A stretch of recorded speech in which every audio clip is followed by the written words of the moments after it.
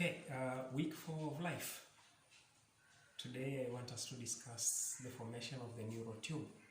And just as a recap, remember in week 3 we formed a trilaminar germ disk, and it is essentially a 3-layered germ disk. So like the name suggests, a disk is circular, something like this. So this is going to be a disk, though it's not really circular. Then it's 3-layered, so if you look at it from here, you're going to be able to see the topmost layer in gray, and then we have a middle layer in yellow, and we have this last layer here. So this is going to be the ectoderm, this is the mesoderm, and this is the endoderm. And remember, we said all the derivatives of the human body tissues are coming from 3 layers of the trilaminar germ disk. So we're going to discuss one of the very first things to form, and that is formation of the neural tube, which actually happens from the beginning of week 4. So remember, if I can come here, if I represent that disk now with these manila papers here to just a representation. So this is the ectoderm, and in yellow here we have the mesoderm, and finally we have the endoderm here. So it's a trilaminar germ disk. And just a recap, we had our primitive streak with the primitive node, and from this cells invaginated, and we ended up forming the 3rd layer. That is the mesoderm, and then of course on top here on the cephalic end we've got the bucopharyngeal membrane, which is actually an adherence of the ectoderm to the endoderm. Actually at this particular part the mesoderm is missing, and this is our future mouth. Now just after the formation of the mesoderm, something very critical happens on the mesoderm, and that is the formation of the notochord, which is going to organize the formation of the neural tube. And the neural tube usually is the where our brain and spinal cord form from. So let me peel off the ectoderm so that we can see the mesoderm and see what happens. So again, this is the primitive streak, this is the primitive node, and this is our bucopharyngeal membrane. But these things are on the ectoderm, that's why here it is dotted.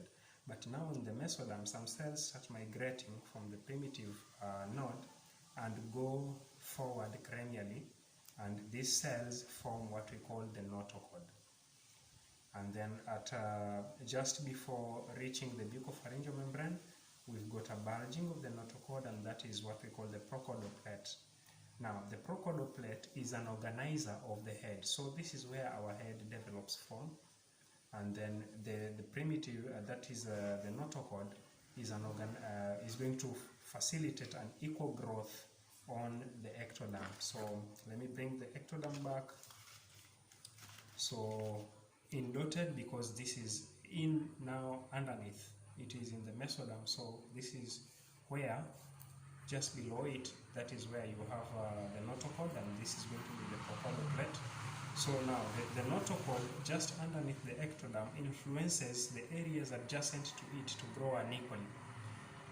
That is, the area here is going to grow faster than the rest of this area, and the area here is going to grow faster than the rest of this area.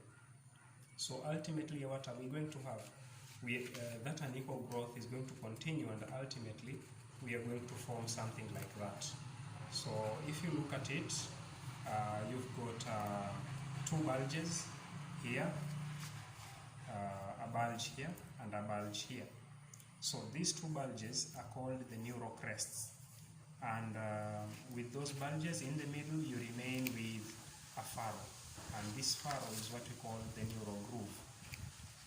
Now as that growth continues like that, it will continue until the 2 neural crests fuse together like that, and when they fuse together, the ectoderm is complete and continuous again. But look at it, we've formed a tube, which which just detaches from the ectoderm and sinks into the mesoderm. So whatever we formed there, that is the neural tube, which is just a continuous tube from the head to the cloacal membrane, the anus. So we've got that as the neural tube. So maybe I'll bring this one here to really show what has happened. So you can see it now. The ectoderm is very complete, and we've got a detached neural tube which has sunk into the mesoderm.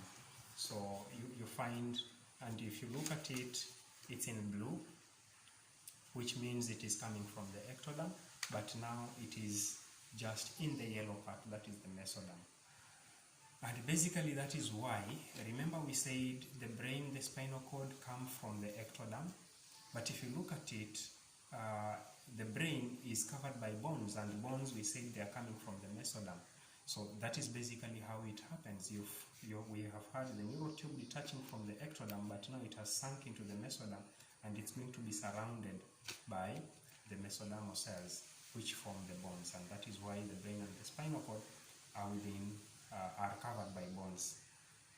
So that's it about formation of the neural tube, and the subsequent growth now is going to lead to formation of the brain on the very cranial end, of course, around here. That is the neural course we close, that is the hole here, we call it the anterior neural cord, and the one towards the caudal end, we call it the posterior neural cord. So they'll close, and once they close, it actually develops into a brain now, and then you've got the brain, and the rest of the part develops into the spinal cord.